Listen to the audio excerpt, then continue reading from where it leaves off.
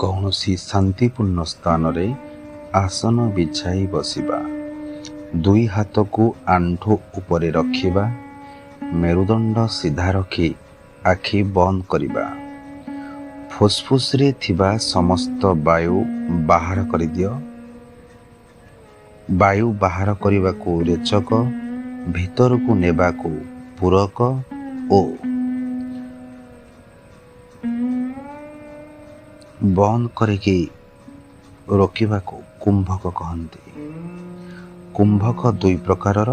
ଶ୍ୱାସ ଭିତରକୁ ନେଇ ବନ୍ଦ କରି ରଖିବା ହେଉଛି ଅନ୍ତକୁମ୍ଭକ ଓ ଫୁସ୍ଫୁସ୍କୁ ବାୟୁଶୂନ୍ୟ କରି ଶ୍ୱାସକ୍ରିୟା ବନ୍ଦ କରିବା ହେଉଛି ବାହ୍ୟ କୁମ୍ଭକ। ରେଚକ ଓ ପୂରକରେ ଯେତେ ସମୟ ଲାଗିପାରେ, କୁମ୍ଭକ ପାଇଁ ତାହାର ଅର୍ଦ୍ଧେକ ସମୟ ଯଥେଷ୍ଟ। ଆସନ୍ତୁ ବର୍ତ୍ତମାନ ଧ୍ୟାନ କରିବା, ଭାବନା କରିବା, ଶ୍ୱାସ ନେଇକି ବା ପୂରକ କରିକି।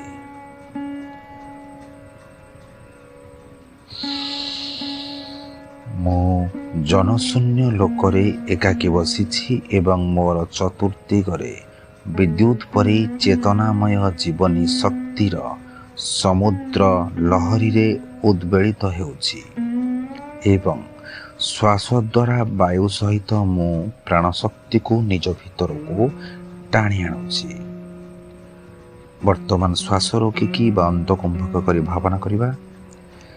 ଚେତନାମୟ ପ୍ରାଣଶକ୍ତିକୁ ମୁଁ ନିଜ ମଧ୍ୟରେ ଧାରଣ କରୁଛି। ସମସ୍ତ ଶିରା ପ୍ରଶିରାରେ, ଅଙ୍ଗ ପ୍ରତ୍ୟଙ୍ଗରେ ସେ ଶକ୍ତି ସ୍ଥିର ହୋଇ ରହିଛି। ତାହା ଶୋଷଣ କରି ଦେହର ପ୍ରତ୍ୟେକ ଅଂଶ ଚେତନାମୟ, ପ୍ରଫୁଲ୍ଲ, ସତେଜ ଓ ପରିପୃଷ୍ଟ ହେଉଛି। ବର୍ତ୍ତମାନ ଭାବନା କରିବା ଶ୍ୱାସ ଛାଡ଼ିକି। ମଳ, ରକ୍ତ ଇତ୍ୟାଦିରେ ମିଶି ଶରୀରରେ ସଞ୍ଚିତ ହୋଇଥିବା ବିଷ, ମନରେ ଥିବା ବିକାର ବାୟୁତ୍ୟାଗ ସମୟରେ ବାହାରକୁ ବାହାରି ଯାଉଛି। ମନ ଶାନ୍ତ ଓ ଶରୀର ସତେଜ ହେଉଛି। ବର୍ତ୍ତମାନ ବାହ୍ୟ କୁମ୍ଭକ କରି ଭାବନା କରିବା ଶ୍ୱାସକୁ ରୋକିକି।